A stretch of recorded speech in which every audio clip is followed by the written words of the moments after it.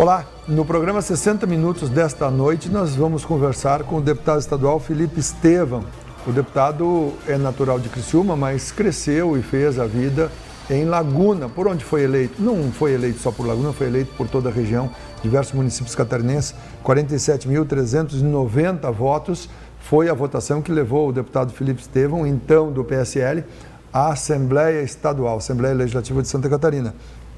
O deputado é cristão, evangélico, foi pastor evangélico, tem 32 anos, é formado em teologia e também em gestão pública. E convidamos o deputado para ele vir aqui no programa falar sobre a trajetória, o que foi feito nesses quase 4 anos de mandato. Os 4 anos vão ser completados em 1º de janeiro. E aí o deputado vai para a eleição no primeiro domingo de outubro, para ver se a população mantém ele na Assembleia, se vai para a Câmara Federal, quais são os planos do deputado, que partido ele vai. Por isso o deputado está aqui nesta conversa com a gente hoje. Deputado Felipe Estevão, muito obrigado pela sua vinda ao programa 60 Minutos de hoje, deputado. Fico muito grato, a gente sempre tem uma alegria, né, em se comunicar com as pessoas, falar das boas ações, né, foram tantas batalhas travadas até aqui, e a gente é orgulhoso de estar representando a nossa região, pesa sobre os ombros essa responsabilidade, mas fizemos com amor, com carinho, com devoção. Eu acredito que temos muita coisa boa para verbalizar. Deputado, a sua carreira começou, a sua trajetória começou com formação em teologia e o senhor com envolvimento nos grupos evangélicos, no grupo da igreja. Em 2015, quando veio aquelas questões muito delicadas, como o PT estava no governo, então veio aqui para a nossa região, meu coração foi missionário, né? Eu entendi que eu tinha um propósito nessa terra, a nossa vida é efêmera, passageira, e que eu queria ser canal de bênção para as pessoas. E a igreja foi um mecanismo onde eu pude sempre me envolver em trabalhos sociais, trabalhos missionários, através das palestras motivacionais, sempre gostar de gente. Era uma vocação que nasceu, era intrínseco, estava em mim. E na época veio a questão da ideologia de gênero, em 2014, 15, eles não passaram na Câmara dos Deputados, jogaram para os municípios. E aí eu comecei a entender a importância de nós nos envolver politicamente, porque senão ia ser algo desenfreado. E aí eu comecei, na época veio aquela cartilha, né, que era praticamente, resumindo, sexualizar criancinha, sexualização de criancinha. Então eu comecei um ativismo político. Em 2016 fui solicitado, Felipe, sai candidato, nos ajuda. Eu fui candidato a vice-prefeito numa chapa, participei de debates. Qual foi a chapa? Pelo PSC, né? Eu e um amigo que era o Renato Borges, mas eu era um novato, entrei, mas fizemos 1.600 votos. Em Laguna? Em Laguna. E aí dali eu fiquei no radar, né, de líderes políticos, ele é comunicativo, o menino é bom de voto, tem base. E pessoas que acreditavam, a política tem o beabá, parece clichê, mas não é, ter bons temas. Né? E o que eu dizia para ter time, e eu agregava pessoas, tinha esse carisma e as pessoas confiavam no trabalho, né? E na época era tempo de TV e rádio, que aquela onda permitiu a internet tu chegar no eleitor. O que eu dizia para o eleitor? Olha, eu preciso mais do que um voto, eu preciso de uma oportunidade de mostrar o meu valor. Desde que entrei tive desafios, né? Entra no meio de 30 leões, de 6, 7 mandatos, como tem deputados lá, tu se sente acuado. Aí pesa aquela responsabilidade. E aí quando eu entrei lá, eu digo, meu Deus, o que eu fiz? Mas antes de falar onde o senhor está atualmente, e nos últimos 3 anos tem feito um trabalho com atuação destacada, como o senhor vai narrar, eu gostaria ainda de pegar um pouco dessa sua vida antes de entrar na política, né, deputado? O envolvimento, o senhor falou em costume, o senhor é um homem de direita, o senhor preserva o costume. Hoje é fácil dizer que é de direita, deputado? Sim. O cidadão, a gente imagina a direita, aquele cara radical que anda com a bandeira verde e amarela, Bolsonaro xingando. Hoje o cidadão, 80% da população brasileira é de direita. Talvez ele nem sabe que é de direita, mas é o cara que, às vezes... O que caracteriza uma pessoa ser de direita? O direito é o trabalhador que não quer que ninguém perturbe ele, não incomode, chega em casa, ele toma uma cerveja no fim do dia, assiste até a Rede Globo. Mas ele não quer que o filho dele seja contaminado por ideologia, seja sexualizado no colégio, essas coisas ferem. Né? Quando o PT começa com uma série de coisas, ele quer ter direito ao porte de arma, porque hoje a criminalidade está cada dia mais armada. Como o plebiscito deu, o povo disse que queria ter arma e o Congresso Nacional mudou. 70%, 80% é o povo que quer ter direito a essas pautas básicas que a direita tem defendido, o direito do cidadão de bem a ter o seu porte, né? a se defender, a cuidar da sua família, a proteger, que não quer que seus filhos sejam sexualizados, que luta contra essa segregação segregação que a esquerda vem fazendo, jogando hétero contra o homossexual, o negro contra o branco, o homem contra a mulher, o índio contra o... como se tivesse duas classes, né? Duas raças brasileiras. Eles segregam, dividem para conquistar. Quando você começa a entrar mais profundo, desde que eles se organizaram do Foro de São Paulo, não com as ideias de Marx, né? Que eles eram revolução armada, mas quando eles começaram a se organizar de forma intelectual, com as ideologias de Gramsci, né? Agressão molecular, por exemplo, as igrejas, não tenta destruir uma igreja, não dá para destruir, ela se multiplica, ela se, né? dá mais força para ela. Mexer com a fé das pessoas. Mas o que eles estão fazendo? Entra dentro da igreja. Eu te dou um exemplo clássico, olha que coisa diabólica. Uma mãe me mandou um vídeo agora, dizendo assim, olha só o que meu filho está dizendo. Assim, ó, mãe, Jesus era inclusivo. Olha como eles são inteligentes. Inclusivo, filha, como assim? Jesus não tinha esposa, ele tinha 11, 12 meninos que andavam com ele, João dormia nos braços, no peito de Jesus. Essa era a família dele, ele era inclusivo. E agora vai desconstruir, explicar, então eles tu sabe aonde eles querem chegar com isso? Mas eles são diabólicos, eles falam de a esquerda em si, esse ativismo de esquerda. Né? Ontem eu estava conversando até com um grupo de homossexuais, eles disseram, Felipe, a esquerda não nos representa, a gente luta por aceitação, por respeito, é válido. Esse ativismo LGBT que quer sexualizar a criancinha, isso é nocivo. Então eles têm segregado a população. Enfim, é um assunto muito amplo para a gente entrar aqui, mas eu senti a necessidade naquela época, se nós Foi o que ele trouxe para a vida pública, partidária e parlamentar. Daqueles debates, pega aí, tem alguns ativistas de esquerda que falam que pedofilia, quem sente atração sexual por criança, é uma doença, é que ele tem isso intrínseco dentro dele, já está... Para nós é crime. Para quem é de direita é crime. Está criminalizado? Não, mas para todos está criminalizado. Sim, mas esses ativistas de esquerda vêm inserindo que não, é uma doença. Nos países árabes não é crime um homem casar com uma menina de 9, 10, 12 anos, mas a legislação lá permite, então nós abominamos, para nós é crime. Então, eles vêm desconstruindo valores que regem a nossa sociedade. O senhor fala em valores, quais são os valores, deputado, que o seu pensamento, que a família que o senhor representa, porque o senhor representa um grupo da sociedade, há outros grupos com outras representações. Quais são os valores? O senhor falou em valores, então todo mundo, valor. O que é valor e quais são os principais valores que não se dá para abrir mão? Eu vou começar no princípio de todos, eu acho que família. Ontem eu fui visitar... A família é um valor. Família. Olha, o meu pai e a minha mãe é uma base tão forte. Ontem eu fui visitar ali as crianças... Então um projeto que eu ajudo social, de crianças especiais. Eu cheguei em casa, aí meu pai viu as fotos, ele me deu um beijo.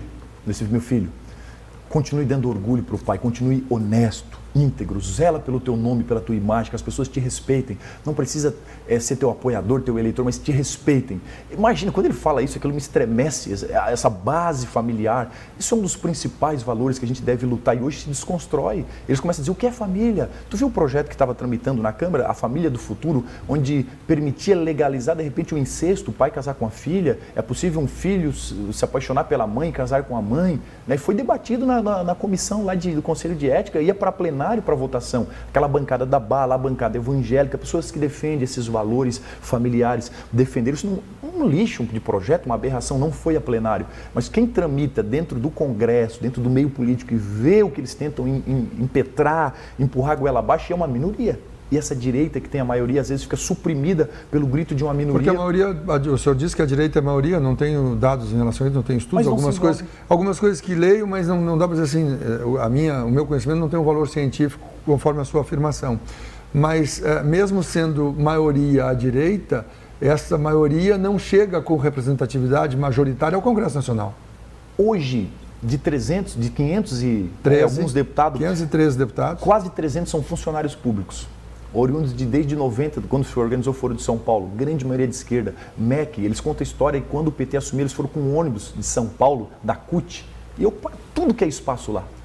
Então os formadores de opinião que escrevem os livros, as apostilas que mandam para as universidades do MEC, foram impetrados de funcionários, alguns já efetivos, dos deputados que estão lá se fazer um levantamento, ou seja, o cidadão de bem, o cidadão de direita... E por que não chega a ser maioria se a maioria do eleitor é de direita? Assim lhe pergunto, a maioria da população brasileira e, portanto, do eleitorado são mulheres. A maioria é feita de mulheres. E por que as mulheres não têm a representatividade que deveriam ter? Eu tiro por hoje, a gente quer fazer uma nominata que é a participação mais ativa da mulher. Mulher organizada, é bom trabalhar com mulher. Elas se organizam, são diferentes dos homens. Elas não têm aptidão política, não gostam, não querem.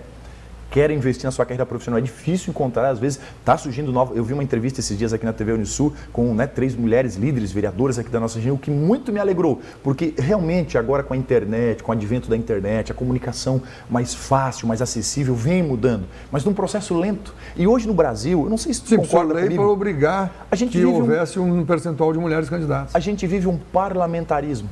A gente não vive um presidencialismo. A Constituição foi preparada para isso. E aí no plebiscito ganhou o presidencialismo. E aí, se as pessoas não começar a se atentar, não tiver uma participação ativa das mulheres, mais informação, descortinar essa cortina de fumaça, que cria-se o que os poderosos querem, caras como Renan Calheiro, criar o gado.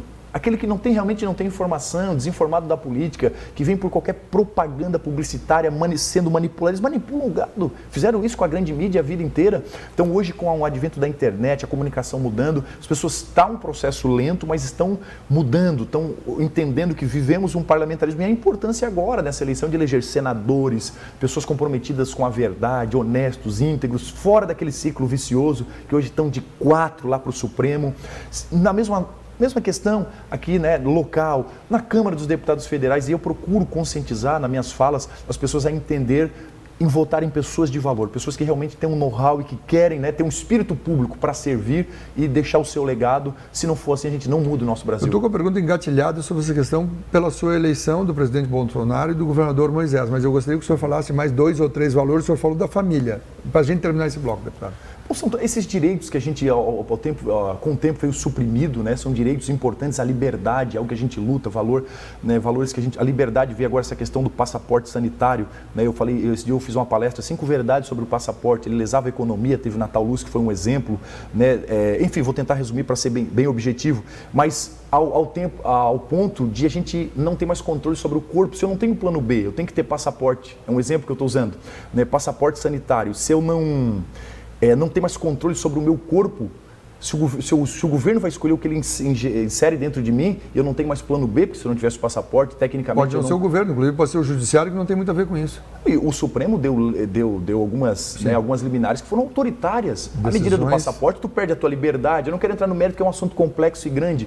Mas isso me assustou demais, Tu não poder mais circular no lugar, criava as leis de Nuremberg, lembra? Que criava um cidadão de segunda classe. Começou assim com os judeus, e aquilo foi apertando e até que se tornou aquela aberração. Então são valores que a gente luta, e um deles é essa liberdade.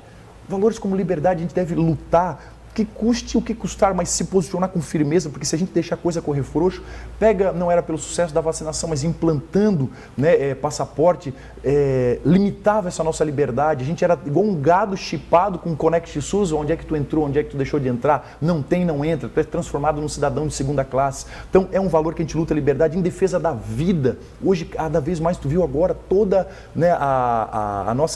os países circunvizinhos vêm aprovando cada dia mais a questão do aborto. E a gente é em defesa da vida, luta pela vida, acredita que devemos sempre lutar para a não legalização do aborto, em defesa da vida. Então são alguns temas como esse que a gente vem abordando, conscientizando e trabalhando para que são valores da direita, são valores que constituem uma sociedade forte, e a gente não quer que isso se perca com toda esses últimos 15 anos de PT que tivemos aí, aproximadamente. Deputado, o senhor foi eleito na mesma onda que elegeu o governador Moisés, comandante do Bombeiro, um homem que não tinha tradição política, partidária, e o presidente Bolsonaro, que era um deputado federal por 28 anos e acabou chegando à presidência da República, contrariando as melhores previsões. O senhor embarcou nessa onda? Nós vamos falar sobre isso na volta do intervalo. Este é o 60 Minutos, eu sou Hildo Silva e estou conversando com o deputado estadual Felipe Estevão. O deputado hoje está sem partido e na sequência vai falar com a gente sobre esta onda Bolsonaro de 2018 e o que a gente pode esperar em 2022. A gente já volta.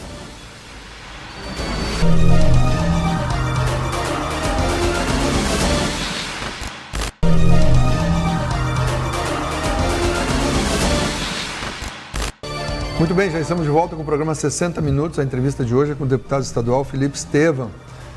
Deputado, eu deixei uma questão no ar, que foi a onda do 17, quando nós terminamos o segmento anterior, quando o senhor falou um pouco da sua trajetória, do seu trabalho, dos seus estudos. O presidente Bolsonaro surpreendeu a todos, o governador Moisés surpreendeu a todos, E o senhor, não dá para dizer que não foi uma surpresa, o senhor não aparecia como um dos candidatos com candidatura viável, vamos falar inviável, que é aquela que as pessoas acreditavam. O senhor, com certeza, acreditou muito, porque trabalhou bastante para ser eleito. Desde a articulação, para que viéssemos pegar o PSL, tocar, era o patinho feio, ninguém queria. Eu ouso dizer que nós criamos aquela onda.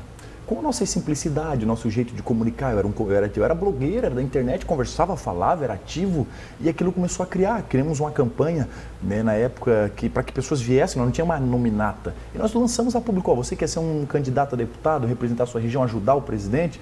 Vem conosco. Então formamos uma nominata, mas daí veio o grande desafio, porque nessa nossa pescaria veio pessoas, ex-prefeito, o ex-prefeito Turati, lá do Sul, pessoas com muito mais poder aquisitivo que eu. Eu falei, tem uma onda? Tem, mas tem que ter mérito. Mérito por quê? Como é que eu vou surfar essa onda? Tem que ser surfista para pegar onda. Tem onda, mas tem que ser bom surfista. Então teve mérito, Hildo, porque nós tínhamos 40 candidatos dentro da minha chapa. Eu lutei ali, né, com 40 guerreiros que estão lá deputado hoje. Deputado Ana Campanholo, deputado Gessé Lopes, deputado Alba, deputado Lima, em Joinville, e eu da Laguna, uma cidade pequena, relativamente pequena. As pessoas não acreditavam, muitas vezes um dia eu cheguei cansado depois. O que eu fazia? O mesmo que eu faço hoje. Eu durmo de 6 a 7 horas, não tem sábado, domingo, carnaval, feriado, não tem nada, tem TV, nada. Eu trabalho. Faço meu trabalho hoje legislativo, para não cair produtividade. Terminou, eu estou lá em Paulo Lopes, no interior, eu estou aqui em Gravatal, eu venho em Tubarão, eu venho nos eventos. E eu fazia isso na época. Por que eu digo que teve mérito? Porque eu concorri contra leões também, dentro da minha chapa. Pessoas que tinham muito mais estrutura financeira, muito mais know-how, equipe, já tinham um histórico político, né, de ex-prefeito, como foi o caso desse Turati, outras pessoas. E não foi fácil. Mas... Não, o senhor veja, não estou dizendo que não teve mérito. Eu falei que foi uma onda. Agora, realmente... Em tempos normais, fazer 6 deputados superando o MDB na candidatura ao governo do estado foi... Qual era a minha estratégia? Eu tenho uma onda atípico dessa eleição, é outra história. Mas naquela época a estratégia era essa. O que eu fazia? Você que ama Deus, pátria, família, liberdade, junte-se a nós, né, nessa corrida pelo bem. Aí vinha 800 carros. Da onde que a pessoa pagava, né? Vinha, o que eu fazia? Ao invés de estar no trio elétrico, eu descia e apertava mão por mão. Preciso mais do que um voto, preciso de uma oportunidade, preciso mais do que um voto. E aquilo ali, aí era fácil prospectar, que a pessoa já tinha uma predisposição para te aceitar. Olha, não sei quem tu é, mas tu é do 17, tu é do Bolsonaro, então eu já tinha uma predisposição, mas depois eu vou te acompanhar. E claro que eu sabia que após aquilo ali, ninguém ganhou uma eleição, era um momento que foi uma oportunidade dada. Quem construísse base, trabalho, com emenda, com recurso, corpo a corpo, alguns não entenderam aquele momento e continuam achando que o 22 do foi presidente... Foi bastante ter chegado. Hoje o eleitor do Bolsonaro é do Bolsonaro. Porque depois de Jorge Helson, esses Dória, toda essa turma que deu esses cavalos de pau assim que se elegeram, né, o próprio governo do estado aqui, o eleitor é do presidente. Eu acredito que não haverá mais alguém de se encostar ali por ele, as pessoas vão mensurar, vão avalizar, agora é perfil. O que deu errado, deputado? Deixa eu lhe perguntar o que eu quero dizer com errado. O presidente Bolsonaro saiu do PSL, o governador saiu do PSL e o senhor saiu do PSL. Eu não cheguei a sair, na verdade, abriu-se a janela partidária. O PSL, que eu estou, se transformou em União Brasil. Né, o que estamos estudando hoje são as propostas, as possibilidades. Eu acho que a nossa região não tem que pensar... União Brasil é a união do PSL com o DEM. O Democratas. Com o DEM. Formou União Brasil. Então, automaticamente, hoje a minha filiação segue ali no União Brasil. E eu tenho propostas do União Brasil, estou conversando, né, com o Jean Loureiro, com Brasília, com o Bivar. Mas não combina muito o grupo eleito pelo PSL com o grupo eleito pelo Democratas. Eles são distintos, mas políticas lá em cima tem essa... A gente não pode perder a nossa essência.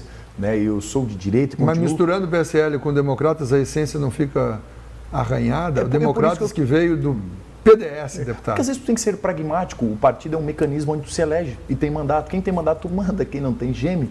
O meu mandato possibilitou um investimento de 12, 13 milhões totalizando. Daqui a pouco a gente vai falar sobre isso. Vamos falar mas em seguida. Na nossa região. Né? E o que permitiu? O mandato não foi o partido. O partido ele pode se corromper. Né? As pessoas ao nosso lado, mas os valores, a gente não... que a gente tem, tu tem que segurar, se firmar e ao mesmo tempo olhar o que a gente tem que estudar hoje aqui. Puxando sardinha, eu sou um bairrista, sou um sulista. Essa cadeirinha que eu estou, eu sei que eu represento a nossa região, o nosso povo que está assistindo e eu tenho que preservar para que a gente ali esteja, claro, sem comprometer também a nossa essência, né? Mas preservar que a gente tenha um partido que viabilize uma reeleição. Para que continuamos os bons projetos aqui, a Geo Medeiros e outros mais, Barra do Camacho, continuar fiscalizando, cobrando, mas isso passa por partido, essa escolha é importantíssima, talvez seja 50%, questão da nominata, dos nomes que ali estão, para viabilizar uma reeleição e a gente continuar buscando fazer um bom trabalho. O senhor teve 47 mil votos sozinho. Isso viabilizou a sua eleição, mas teve gente que entrou na sublegenda, que é o voto daqueles na sobra, né? E teve gente que teve uma votação maior que a sua que não entrou. Elegemos porque não teve 6. só. Naquele 6, momento, nós imaginávamos que ia fazer 2, no máximo um terceiro, e a gente fez um trabalho, criamos um conceito publicitário daquilo, foi tudo muito bem pensado, trabalhado, corpo a corpo, era insano, era um ritmo de trabalho que eu chamo de insano. O senhor iria para o partido onde está o presidente?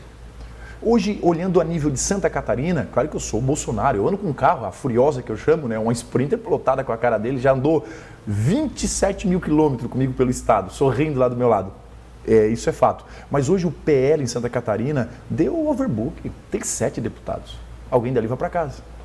E eu penso na minha região, não foi fácil para nós termos essa cadeira. E agora vamos falar do governador, que se elegeu também com o apoio do presidente Bolsonaro, depois rompeu. Por que o senhor rompeu com o governador? Na verdade, nunca... Politicamente o senhor rompeu. Eu não, assim, eu cobrei a Gil Medeiros. Poxa, nós estamos indo para o 4º ano de mandato, tudo bem que a gente chega ali no experiente, depois a gente enfrentou pandemia, que não foi fácil, mas que trâmite burocrático é esse, que dura 3 anos? Então as minhas cobranças foram firmes, não contra a pessoa dele, ele até é meu, digamos, amigo, a gente toca violão, canta, se encontra, né? Já tomamos uma cerveja juntos, já conversamos. Mas só, deputado? Várias, viajamos pelo estado, ele gosta de cerveja artesanal, ele é até talentoso nisso, toca MPB, eu sou do sertanejo, mas eu brinco com ele que é mais bagaceira, mas ele tem o clássico, nós temos boa comunhão, agora eu não podia me curvar. O senhor tem um bom relacionamento com o governador? A gente tem boa comunhão, claro que ele não morre de amores por mim, porque eu cobro ele desse governador, é o meu papel, eu sou legislativo, eu sou... Acompanhando a trajetória dos últimos, o senhor é um jovem de 32 anos, mas não é um menino de 18, 20. O senhor tem 32 anos e o senhor acompanhou os últimos governadores. O governador Moisés é um governador que merece destaque junto aos últimos? Ele está entre os melhores dos últimos governadores, na sua opinião? Pergunta Pinga Fogo. Nós tivemos um momento de privilegiado, que eu acho que ele podia administrar, administrar talvez um pouco melhor nessas questões. Por exemplo, eu sou pragmático, eu vim agora lá da região onde vai sair a Gil Medeiros. Andei ali na Madre, conversei com as pessoas e elas cobram demais. O deputado é para-choque. O que acontece? Terça na LESC, eu tenho que ter uma fala firme, precisamos ter uma atenção total. Hildo, nós estamos indo agora para o momento da eleição. Em 2, 3 meses acabou a obra que aconteceu, o que não aconteceu, não aconteceu. E aí as minhas críticas e posições firmes era isso, Barra do Camacho. Toda semana eu na imprensa, no plenário, explicando que no fluxo de marés entrava peixe, camarão, siri, aquilo era a maior indústria da região. É claro que ele Seu pai viveu disso. Meu pai todos os dias religiosamente está lá pegando pescado, beneficiando e abastecendo os restaurantes. Então eu não sou deputado, eu estou deputado e eu entendo que eu quero deixar esse legado. Então eu cobrei muito. Tudo que eu via o governo levando nas coxas, Porto de Laguna, uma dragagem que 4 milhões, que demorou 2 anos, porque isso? Se já estava em caixa, 2 anos para ter uma licitação, isso mostra incompetência. Então eu cobrava muito. Ou a legislação muito dura e complicado fazer uma licitação. Eu sei que é complexo, eu sei que o rito. Eu estou lhe perguntando, eu não estou defendendo o governo. Não pega a Gil Medeiros, pega aqui, a licença ambiental, foi uma novela, a gente trabalhou em cima. Né? Mas, às agora vezes, liberado, voltou, houve um recuo, sondagem, tem que refazer. Depois faltava sondagem, os projetos vinham, a Amurel deu algumas pecadas no projeto, ou seja, tudo isso culminou num atraso que se nós não ficarmos em cima talvez não haja. E olha a importância dessa obra, não é só para Tubarão, para Laguna. Sim, há 30 anos se fala na rodovia Serra Mar. Essa obra vai ser um presente, agora que Pescaria também já está fazendo um elo de ligação, essa infraestrutura, pode redimir nossa região economicamente. Eu vejo essa obra com um potencial tremendo, então eu fui muito enérgico cobrando essas obras, mas muito enérgico. E aí deixa o governador furioso, então me viu como oposição, mas eu estava focado... O senhor estaria num partido junto com o governador, que também está sem partido, na próxima pleito, deputado? Eu busquei diálogo, mas eu fiquei um pouco inseguro na questão de poder de articulação. Eu acho que ele já era para ter se adiantado. Se eu visse isso lá atrás, estaria. Eu acho que agora está um pouco em cima, ele vai ter trabalho. São 6 meses e isso passa no estalar de dedos, então ele vai ter que estruturar isso politicamente, não é fácil. Uma campanha de governo. O senhor acha que a candidatura dele pode se tornar inviável por a demora da escolha de uma sigla? Com certeza. Ou a sigla que vier já vai garantir o... Pode ter se atrapalhado. Hoje não se...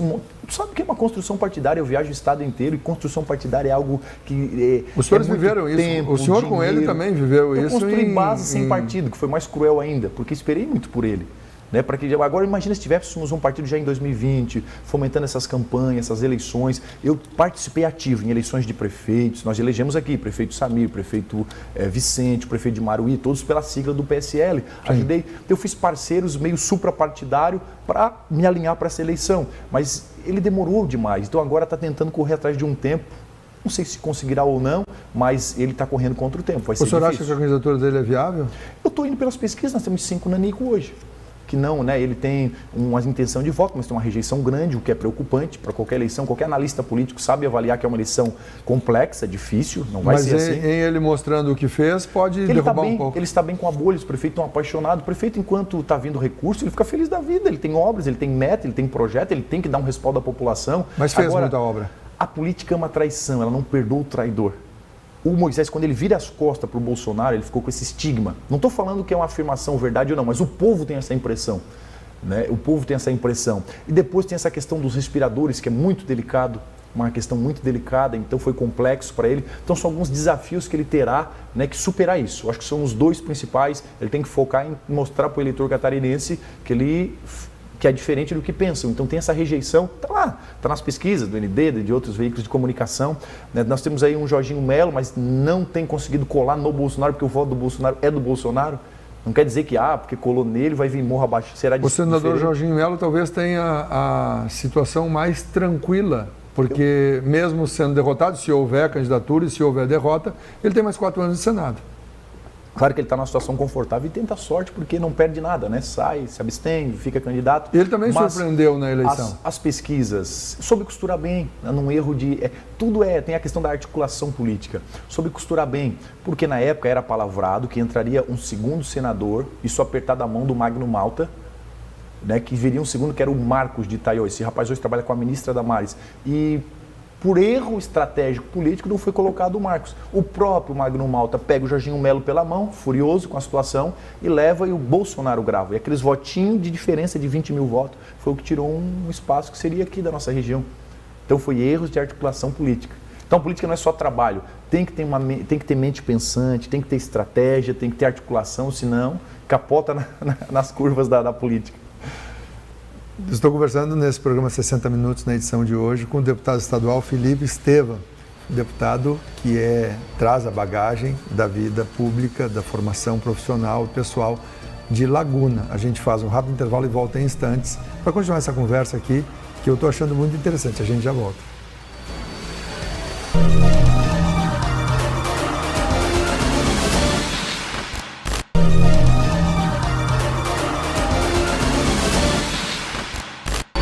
Já estamos de volta com o programa 60 Minutos, na edição de hoje, conversando com o deputado estadual Felipe Estevam. Deputado, antes de falar do seu futuro político, que partido o senhor está pensando, o senhor que é filiado ao PSL, que o PSL está ligado agora à União Brasil, que tem os democratas, e que candidatura o senhor vai buscar, se é a reeleição, se é deputado estadual, a Câmara Federal, onde são 16 vagas, não as 40, que o senhor acabou integrando a Assembleia Legislativa. Como é que o senhor avalia o trabalho que o senhor fez nesses 3 anos e 3 meses, metade de março de 2022? Eu tenho uma prestação de conta aí do que está até disponível nas minhas plataformas digitais. Eu fui o deputado sempre entre os top 5, mas quando estou olhando o ranking, produção legislativa ativa, eu passei em mais de 200 municípios visitando, isso me propiciou ter muita informação, nasceu muitos projetos de lei. Então eu sou... Lá do contato com o povo? No corpo a corpo, com os pescadores. Eu sou presidente da Comissão da Pesca e fui reconduzido a ela pelo excelente trabalho que a gente fez. Então, todas as colônias de pesca do estado de Santa Catarina, eu visito todas. É uma rotina já que eu tenho. Dá trabalho, porque é a área mais extensa do estado, 530 quilômetros. Todo o litoral, lá de Itapuá, São Francisco, que é a Jaque, que é a presidente, a gente elegeu ela agora, até a colônia de Passo de Torres.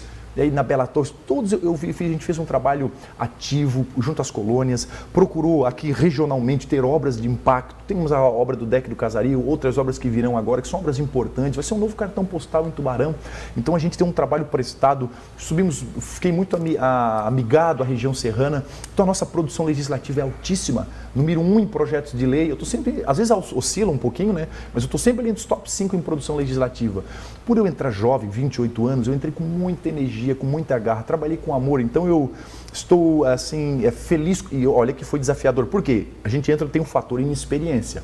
Entra jovem no meio de homens que já estão experientes, já conhecem o jogo, já sabem se posicionar nas comissões. Depois 2 anos de pandemia, que limita o teu trabalho. Eu não podia fazer uma reunião, eu não podia fazer uma visita. Muita coisa. Não, e mesmo o trabalho legislativo foi online. Ficou tudo parado, truncado, travado. E eu tenho um 4º ano agora onde começa, né, a colher os frutos de toda aquela semeadura. Então, em meio a todos esses desafios, eu sou muito orgulhoso dos trabalhos que construímos. E sem contar, né, pelos posicionamentos firmes, quem bate também apanha. Também tive os boicotes, mas mesmo assim a gente continua ativo, constante, e eu tenho orgulho de representar a nossa região. Eles podem ter certeza que foi feito um empenho ali com sangue, suor e trabalho para fazer o nosso melhor. E agora vem o momento de semeadura, então nos próximos meses aí começa a inauguração de obras, realmente a execução de obras importantes que a gente veio costurando lá do 1º ano, mas que agora o sonho está se tornando realidade.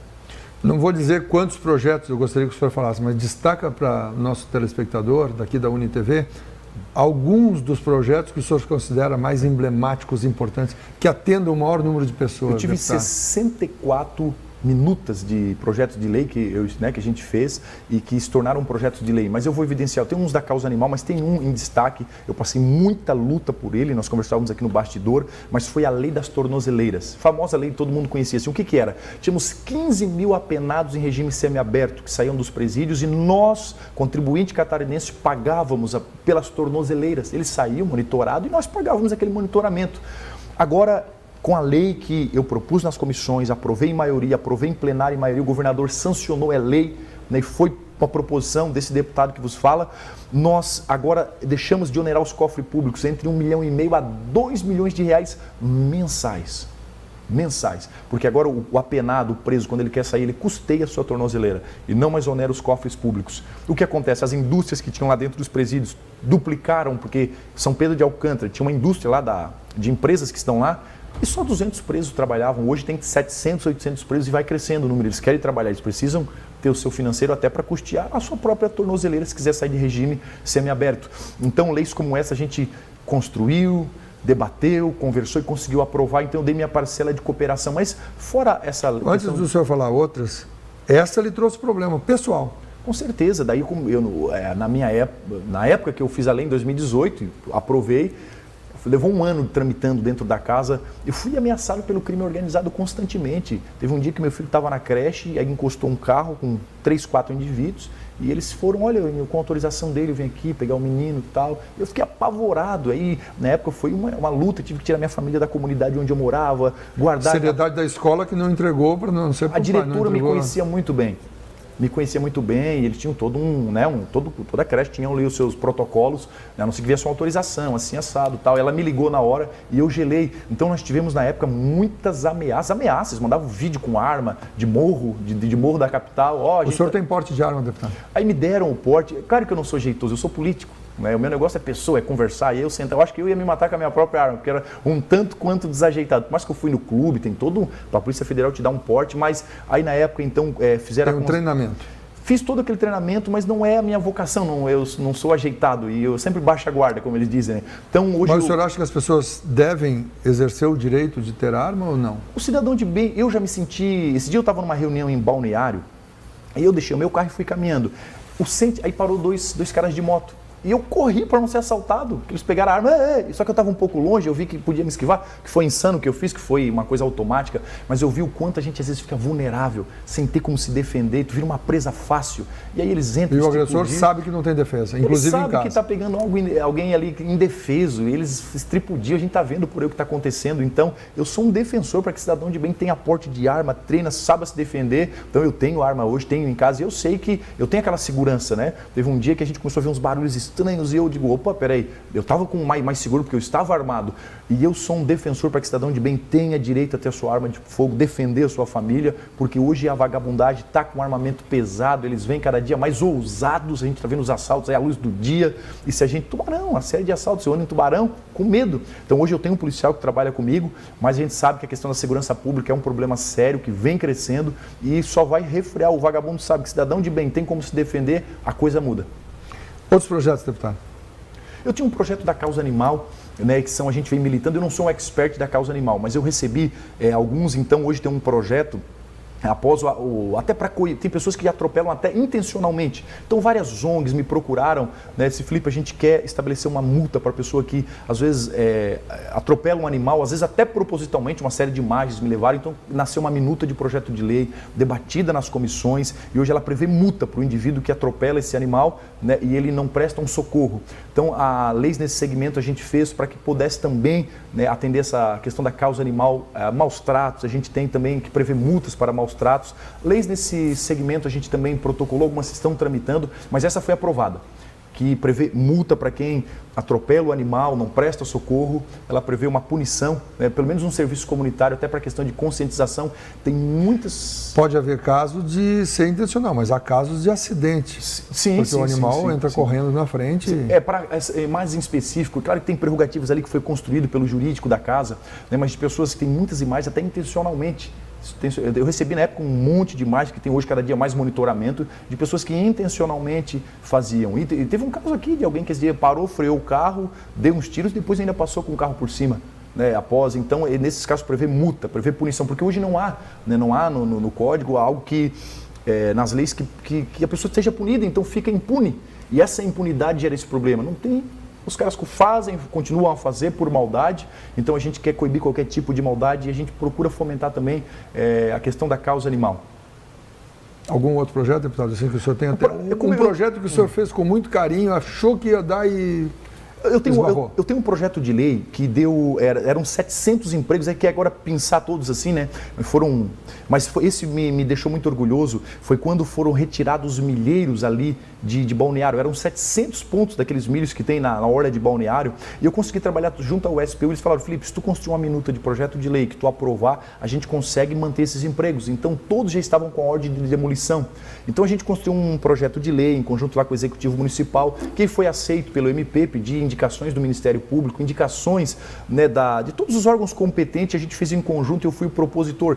Resumindo, eles tiveram mais um tempo, mesmo com o alargamento da orla, para que a gente mantivesse, eram 700 empregos direto, né, e mais cerca de 800 empregos daqueles fornecedores de milho, daqueles milheiros, e a gente manteve todos aqueles empregos. Eu fui o deputado que propôs, que fui lá com a SPU, que era a Secretaria de Patrimônios da União, e na época nós começamos uma construção. Eu fui inúmeras vezes a Brasília, tive inúmeras reuniões com o Ministério Público, peguei pareceres do Ministério Público lá local também, que já tinha dado o decreto para ser demolido todos, e nasceu na Assembleia. Então comecei a sensibilizar, fui nos 39 deputados, conversei sobre a importância de aprovarmos, e aprovamos em regime de urgência, e aquilo tramitou na casa, aprovou, deu legalidade para o prefeito manter aqueles pontos, porque a princípio a Justiça tinha dado algumas liminares, e a gente construiu tudo em conjunto, e eu fui o propositor.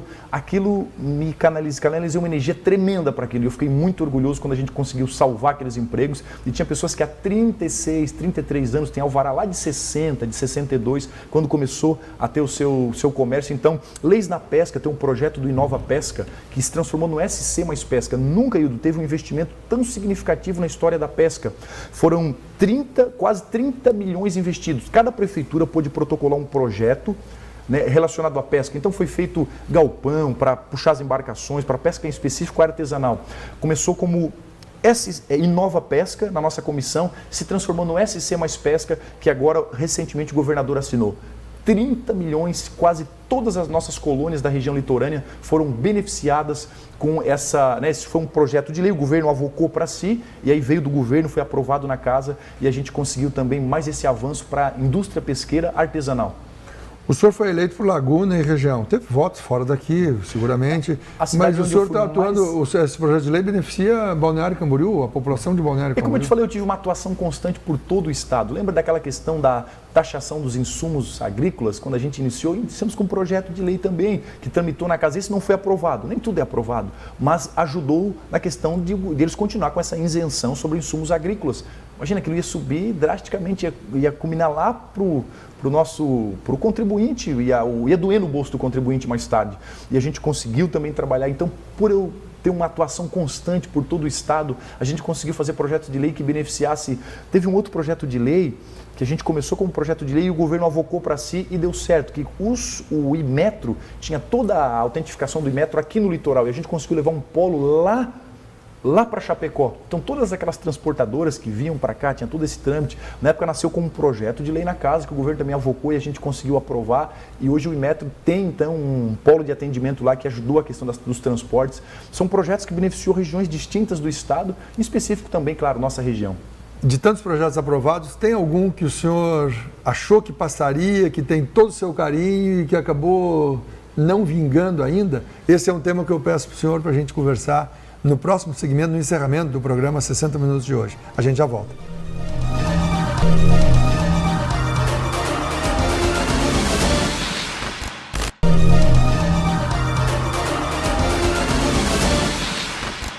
Já estamos de volta com o programa 60 Minutos, na edição de hoje, conversando com o deputado estadual Felipe Estevão. Deputado, eu deixei uma pergunta no ar. Que projeto o senhor tem muito carinho por ter feito e não foi aprovado pelos seus pares ou não tramitou ainda adequadamente? Às vezes há uma vista grossa alguns projetos de lei. Um deles foi a questão do passaporte sanitário. Eu não era contra a vacinação. A gente apoia, incentiva que as pessoas se vacinem. Agora, passaporte é algo que, né, quando tu vai para um país estrangeiro, tu é um estrangeiro, lá tu tem, eu tenho permissão para estar aqui. E eu acredito que isso segrega a população, cria um cidadão de segunda classe. E eu conheci pessoas que têm comorbidade, que não podem se vacinar. E se nós deixássemos aquilo andar, basicamente eu estou dizendo que ele é um cidadão de segunda classe, que ele não merece. E já foi comprovado que quem se vacinou, às vezes, contrai o vírus igual, né, essas mutações do vírus igual, quem não vou entrar no mérito. Mas a questão do passaporte eu achava autoritarismo, porque o Brasil pega um prefeito amigo meu, Felipe, vacinei 98% das pessoas, mas vou implantar o passaporte. Ué, mas não era pelo sucesso da vacinação que tu estava falando que... E já foi 98%, já foi sucesso, já estão vacinados. Chamada votação de rebanho, um vacina o outro eu achava uma medida autoritária, então eu tenho esse projeto lá que a casa fez vista grossa, não tramitou, porque eles às vezes seguram algumas questões assim e está enrolado lá nas comissões. Claro que agora o grito da população acabou valendo e isso está baixando um pouco. Mas teve um momento que os prefeitos, alguns, né, começaram a ficar autoritários, exercer controle, e aí a gente começou a se posicionar firme contra o passaporte, que eu achava uma medida autoritária demais. E até pessoas que estavam vacinadas vinham me procurar desesperadas, dizendo, Felipe, eu estava num evento, estou longe, não tenho a minha carteirinha aqui de vacinação e eu estou proibido de entrar num evento da empresa. Porque o prefeito exige, né, aquele local exige, então, a medida autoritária. Esse é um projeto que me frustrou, porque ficou amarrado, truncado, e olha que trabalhamos. Mas não, né, não podemos desistir, sempre constante ali nos trabalhos. Deputado, um outro papel do parlamentar, além de fiscalizar o executivo estadual, é trazer recursos, propor obras, obrigar por obras na região. Como é que o senhor, nesses 3 anos e 3 meses, nesse mês de março, atuou? O que o senhor tem a relatar em relação a esse tema de recursos alocados nos municípios? Eu fico muito orgulhoso porque quando nós iniciamos essa campanha do voto pela Amurel, de ter uma cadeira, eu queria que isso culminasse em recursos, em investimentos, em obras. E agora com a questão da transferência de fundo a fundo, que eu tive prerrogativa de indicar 20 milhões. E desses 20 milhões, hoje totaliza com as emendas impositivas, com o recurso. Hoje, eu vou anunciar em primeira mão, eu acordei para destinarmos, fora os 2 milhões que eu destinei, que está sendo construído parte desse, o deck do Casaril, que vai ser um cartão postal em Tubarão. Né? Laguna fez todo o anel viário da cidade, então obras importantes vão sair da beira-mar, obra da Praia do Sol, estão incluídos, né, nesses pacotes de recursos que a gente enviou para a Laguna, mas hoje a gente anuncia mais 5 milhões de investimento. Pedras Grandes recebe 1 milhão de recursos destinado pelo gabinete do deputado Felipe Estevão. Hoje, oficialmente aqui, conversei com o prefeito agora, Juarez, e o vice-prefeito Caio, mais 2 milhões eu destino para Tubarão. Nós temos mais 1 milhão em Capivari e em Laguna eu destinei mais 3 milhões de reais. São 6 milhões só de recurso de fundo a fundo. Esse acordo com o governo, a gente pôde fazer transferências diretas para as prefeituras. De emenda impositiva minha, foram 8.237.000 obras que ajudaram o nosso hospital. Agora vai ter obras aqui, eu não anunciei ainda para eles, vou falar em primeira mão, aqui na Beta, no Fábio Silva. Eu morei ali já, morei ali 3 anos. E aí eu quero fazer a pavimentação da Beta, tem obras aqui no 60, 63, tem obras aqui na Madre, obras também nos interiores aqui de Tubarão, tem essa pavimentação aqui, até essa foi feito aqui perto do presídio, aqui tem obras ali de alça para complementar a obra que o governo vai fazer ali, mas algumas ruas ali, isso, no Bom Pastor, perdão, estava área verde. Então, obras importantes vão acontecer. Aqui no centro vem uma obra de impacto, mas ali eu quero anunciar junto com o vice-prefeito Caio, mas uma obra de impacto aqui para o nosso centro. Então, eu fico feliz, mais 2 milhões. Então, para você que acreditou naquele menino na época de 28 anos, né? E esse menino, vou dar uma oportunidade, é do Bolsonaro, eu vou dar uma chance para ele, né? Saiba que a gente procurou com amor, trabalhou com carinho e seriedade e responsabilidade para fazer o nosso melhor e ter o que apresentar. Mas o que tu fez? São 4 anos o que tu fez. Então totaliza quase 14 milhões, só aqui de 13 milhões e 706, algo assim, só aqui na região da Amurel. Só aqui, Tubarão, Capivari, Laguna, Jaguaruna, né? A gente participou de projetos sociais a obras de infraestrutura, saúde, educação. Pega aqui o Colégio Militar em Laguna, um sonho antigo, que nunca se tornou realidade, nós viabilizamos isso, foi R$500 mil de investimento e hoje estou olhando, eu fui lá agora, as criancinhas tudo uniformizada, eu até chorei, foi o único dia na minha vida que eu chorei no discurso porque lembrei da minha infância, onde eu nunca tive a oportunidade de ter o meu caderno, as canetinhas, o lápis, eu achava tão legal ir para o colégio, uma vez eu ganhei algumas coisinhas, eu fui para o colégio feliz e me lembrei e me emocionei, chorei, trabalhamos estadualizando. O Tenente Coronel Peterson trabalha com a gente aqui, o projeto do programa Pensando em Segurança, é o diretor da escola. Então tu conhece, e eu, R$500 mil eu destinei com muito carinho, até estou conversando com ele para enviar mais um pouquinho desse recurso que vai para a Laguna. Então eu fico feliz, chamei os vereadores agora, obras nas comunidades ali, então mais 4, 5 vereadores, mais R$1 milhão para a Laguna, que a gente pôde dar em recurso, praça como aquela da Cabeçuda, tinha aquela estação ali, tem uma praça abandonada, fazer um centro de convivência para a comunidade. A gente, R$1 milhão aqui, R$1 milhão, esqueci de citar aqui em Gravatal. Faz muito tempo que Gravatal não fazia uma obra de infraestrutura de impacto, então toda uma avenida importante lá de uma comunidade antiga vai ser asfaltada. Vamos ali agora oficializar, acho que amanhã é assinado o ofício, né, o plano de trabalho junto com a empresa que vai fazer esse asfalto. Então são tantas coisas boas e eu estou muito orgulhoso porque então é o momento de entrega agora. Mas eu quis anunciar em primeira mão, paralela a todas as emendas impositivas, essa semana nós oficializamos mais 6 milhões com esse de Gravatal, mais 6 milhões de investimento aqui para a nossa região e aqui em Tubarão mais R$2 milhões paralelo aos que já investimos. Deputado, seu futuro político? Eu sou candidato à reeleição estadual. Já falo deputado profetizando, né? Mas o vice-prefeito Caio tinha um projeto e eu sempre fui bairrista. Nós aqui da nossa região são quase 300 mil, nós não temos uma cadeira no Parlamento Federal. Eu coloquei meu nome à disposição. Mas depois conversando com a minha base, porque subiu 12 deputados. Dessa bancada evangélica, o deputado Kennedy e o deputado Ismael também subiram. Ismael federal e o Kennedy vai para Senado. Então não havia uma representatividade. Os pastores me procuraram, Estevão, fica na Assembleia, seja a nossa voz na Assembleia. Os prefeitos aqui, que eu tenho grande comunhão, prefeito Samir, prefeito Vicente, prefeito Juarez Ponticelli com o vice Caio, conversaram comigo e disse, Felipe, tu tens uma reeleição viável. Está viável porque 12 parlamentares sobem. Quantos votos vão ficar soltos por aí? E aí o próprio povo da Amurel tem essa cadeira no parlamento e eu estou com uma eleição viável e em parceria com o nosso vice-prefeito, a gente acordou para apoiá-lo, né, em sua busca aí ao Parlamento Federal. E eu busco então essa reeleição e eu estou aí trabalhando continuamente, né? Espero que a gente supra as expectativas e se tiver oportunidade de ali continuar tocando esses projetos que iniciamos, né? Como a Geomedeiros, como a Barra do Camacho e outros tantos, a gente, né, agora com mais experiência quer estar ali representando com maestria. Deputado, nosso tempo acabou. 60 minutos são 60 minutos. Muito obrigado pela sua presença ao programa de hoje aqui, deputado. Só tenho a agradecer, a gente está ali e vai continuar trabalhando. Espero que esse ano seja um ano de dar bastante orgulho, que toda aquela nossa semeadura venha culminar em grandes resultados. Vocês vão ver aqui, acompanhem pelas nossas plataformas digitais no Instagram, Deputado Felipe Estevão. E diariamente eu levo vocês no meu dia a dia, nos stories, nos posts, para vocês acompanhar, fiscalizar. E eu espero dar bastante orgulho e que juntos a gente possa construir a Tubarão e a região que a gente merece. Muito obrigado. Eu agradeço, senhor. E agradeço a você pela companhia nessa edição do programa 60 Minutos de hoje. Continue com a programação da UniTV e até o nosso próximo encontro.